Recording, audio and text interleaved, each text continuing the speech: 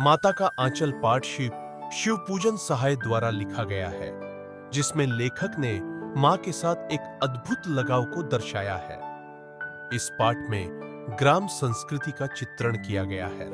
कथाकार का नाम तारकेश्वर था।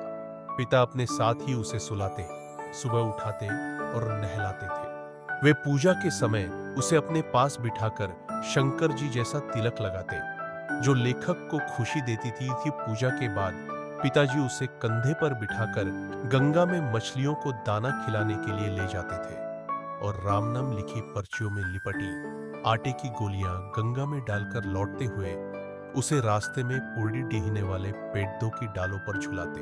घर आकर बाबूजी उन्हें चौके पर बिठाकर अपने हाथों से खाना खिलाया करते थे। मना करने पर उनकी मां बड़े प्यार से तोता।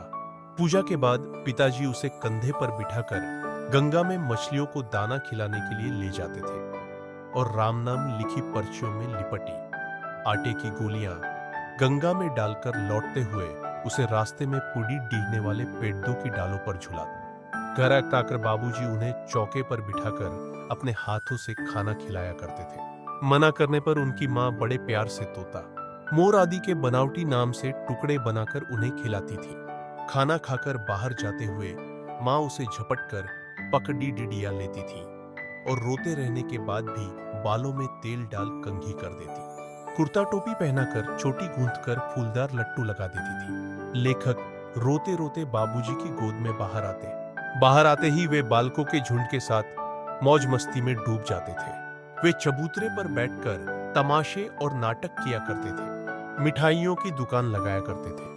घरौंदे के खेल में खाने वालों की पंक्ति में आखिरी में चुपके से बैठ जाने पर जब लोगों को खाने से पहले ही उठा दिया जाता तो वे पूछते कि भोजन फिर कब मिलेगा। किसी दूल्हे के आगे चलती पालकी देखते ही जोर जोर से चिल्लाने लगते। एक बार रास्ते में आते हुए लद्दाखों की टोली ने मूसन तिवारी को बुढ़वा बेईमान कहकर चिढ़ा दिया। मूसन तिवारी ने उनको खूब खदेड़ा। जब वे लोग भाग गए तो मूसन तिवारी पाठशाला पहुंच गए। अध्यापक ने लेखक की खूब पिटाई की। यह सुनकर पिताजी पाठशाला दौड़े आए।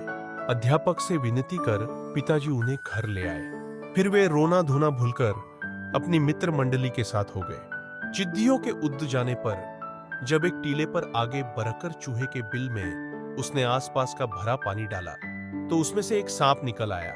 डर के मारे लुढ़क कर गिरते पड्डी भागते हुए लेखक लहूलुहान स्थिति में जब घर पहुंचे तो सामने पिता बैठे थे, परंतु पिता के साथ ज्यादा वक्त बिताने के बावजूद लेखक को अंदर जाकर मां से लिपटने में अधिक सुरक्षा महसूस हुई।